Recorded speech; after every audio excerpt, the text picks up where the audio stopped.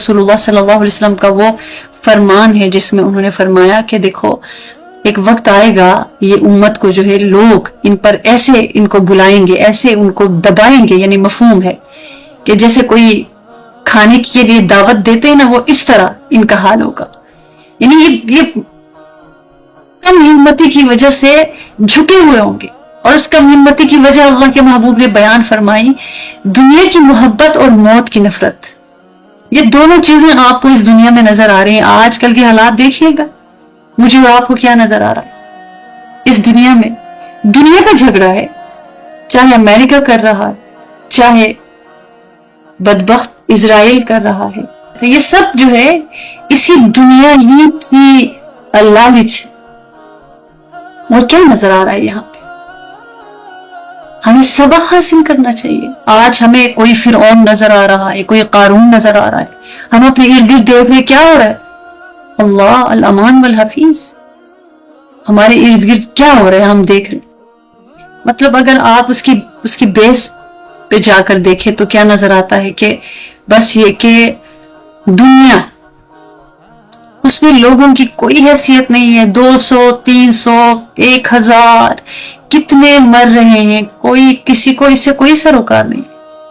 बस उसको उसका मकसद चाहिए, वो उसको मिल जाए, बस काम तमाम। और इस दुनिया में इंसान की जिंदगी ज्यादा से ज्यादा 100 साल, कम से कम 50, कम से कम का कोई पता नहीं, ज्यादा से ज्यादा अगर जिएगा तो कितना, उसके बाद अकल के साथ कितना।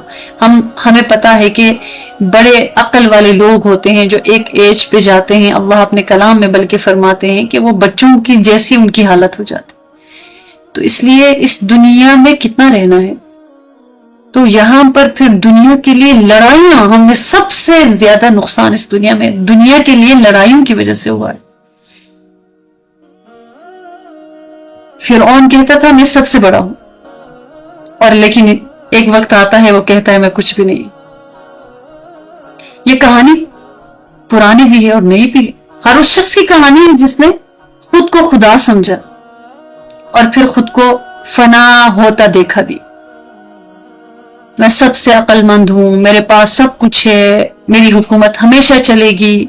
मगर मैं जब हद से बढ़ जाए ना तो अल्लाह की पकड़ उसे खाक में मिला देती। फिरौन ने क्या कहा? अना रब्बुकुमुल आला। मैं सिर्फ रब नहीं कहा उसने, बल्कि कहा मैं तुम्हारा सबसे बड़ा रब हूं।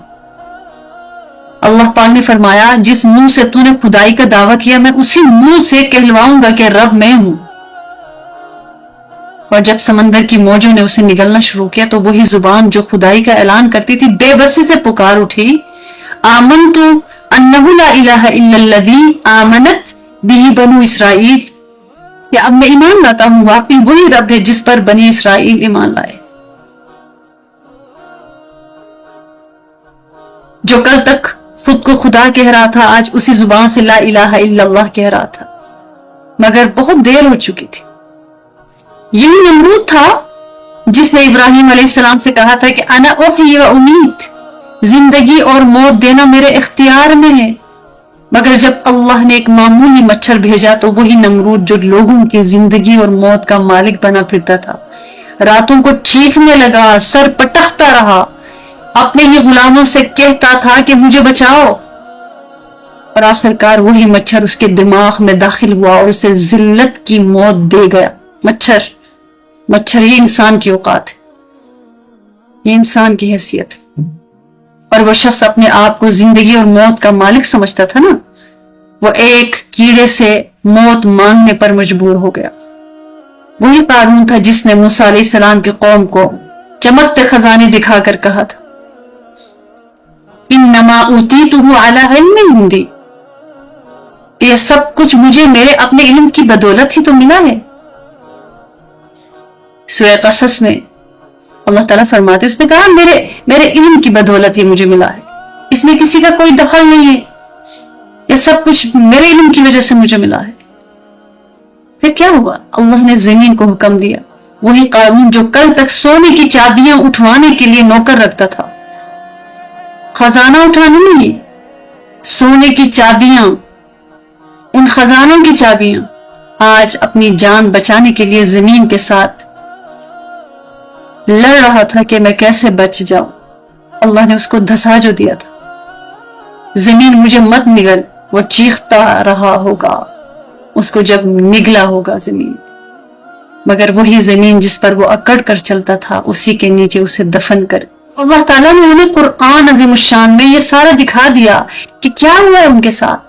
وہی ابو جہل تھا نا جو مکہ کی گلیوں میں چلتا تو سینہ تان کر کہتا تھا کہ کیا محمد صلی اللہ علیہ وسلم ہمیں جھکا لے گا، ہم تو سب سے بڑے قریشی ہیں، یعنی خاندان پر فخر، اپنی سرداری پر فخر۔ مگر جب بدر کے میدان میں تلوار چلی تو اسی زبان سے نکلنے لگا کہ مجھے آرام سے مارنا، میرا سر کاٹنا تو دھیان سے، کہیں بہت نیچے نہ ہو، تاکہ قریش دیکھیں کہ میں کتنا بڑا سردار تھا۔ تکبر سے بھرے ہوئے، مرتے مرتے بھی اس نے تکبر ہی کا ذریعہ اختیار کیا، اور اللہ کے محبوب نے فرمایا تھا میرے دور کا فرعون ہے۔ تو اس لیے آج ہم دیکھ رہے ہیں کیا دیکھ رہے ہیں اپنے سامنے، ہم اپنے چھوٹے بچوں کو فلسطین میں کس طرح سے مرتے ہوئے دیکھ رہے ہیں، بھوک سے بھی مرتے ہوئے دیکھ رہے ہیں، پیاس سے بھی مرتے ہوئے دیکھ رہے ہیں، وہ جو زخموں کتاب نہ لاتے ہوئے بھی مرتے ہوئے دیکھ رہے ہیں، ان کا علاج ہو رہا ہے، علاج کے لیے وہ پورا نظام نہیں ہے، اس وجہ سے بھی مرتے ہوئے دیکھ رہے ہیں، بم گرنے سے بھی شہید ہوتے ہوئے دیکھ رہے ہیں، گولیاں چلتی ہوئے تو مرتے ہوئے دیکھ رہے ہیں، اور وہ کرنے والا خدا ہی تو بنا ہوا ہے، اس دور کا خدا ہی تو بنا ہوا ہے، چودھری ہے پورے، جیسے گاؤں کا ہوتا ہے نا ظالم چودھری تو بنا ہوا ہے، اور اس کو پتا ہے کہ طاقت میرے ساتھ ہے، دنیا کی طاقت میرے ساتھ ہے۔ ایک پیش گوئی ہوئی تھی نا کہ ایک جانور کے اوپر میں نے دیکھا کہ ایک عورت سوار ہے، تو آج اسے اسرائیل کہا جاتا ہے، یہ عورتوں والا معاملہ کرتا ہے، یعنی اس کو ذرا سا کوئی ہلائے تو چیختا ہے، چلاتا ہے، کہتا ہے آؤ تمہارا میں بچہ ہوں، آؤ میں کمزور ہوں، میری مدد کرو۔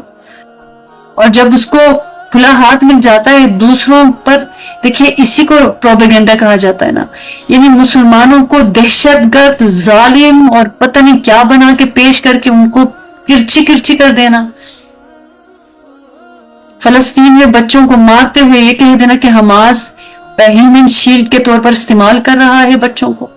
لیکن اب جب اس کی باری آئی، اس نے پھر اس کے اپنے اوپر جب بم گرے تو اس نے کیا کہا؟ اس نے کہا کہ دیکھو یہ ایران کیا کر رہا ہے، دیکھو تو ہمارے ہسپتالوں پہ حملہ کر رہا ہے، ہمارے بچوں کو مار رہا ہے، کہ کتنا عیار ہے اور کتنا تیز اور چلاک ہے اور کتنا بدبخت اور نامراد ہے۔ اللہ کرے اس کے دونوں بازو ٹوٹ جائے اور وہ ہلاک ہو جائے، اللہ کرے اس کی سماعت اور اس کی بصارت اور اس کے بولنے کی طاقت اللہ اسے چھین لے، اللہ کرے۔ اور جو احساس رکھنے والے لوگوں کو پتہ چل گیا ہوگا کہ بے امنی کی زندگی کیا ہوتی ہے، بنکر میں جا کے چھپنا کیا ہوتا ہے، اپنے گھروں کو مسمار ہوتے ہوئے دیکھنا کیا ہوتا ہے، اپنے پیاروں کو اپنے سامنے مرتے ہوئے ترستے ہوئے دیکھنا کیا ہوتا ہے، تو یہی تو ہوا ہے۔ اور آج اس دنیا میں جس نے امریکہ کی آنکھوں میں آنکھیں ملا کے کھڑا ہے وہ ایران کے شیخ ہیں، یعنی بزرگ ہیں، ان کا جو ایک بازو ہے وہ کام نہیں کرتا،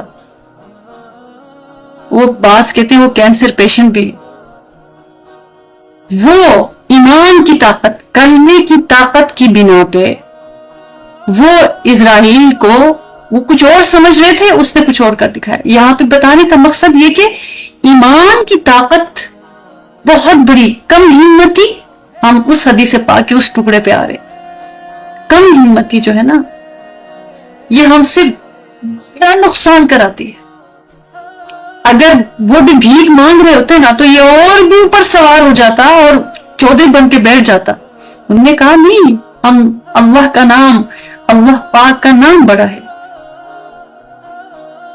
ڈٹ کے کہا کہ نہیں، ہم ہمارے اوپر پابندیاں لگاؤ گے اور ہمیں آرڈر دو گے، ہم نہیں مانیں گے، ہم ایگریمنٹ پہ سائن نہیں کریں گے، ہم سے ہمارے طریقے سے بات کرو، برابری کی سطح پہ آ کے، اور وہ بات ہمیں سمجھ آئے پھر ہم مانیں گے۔ دیکھیے کیا حالات ہو رہے ہیں۔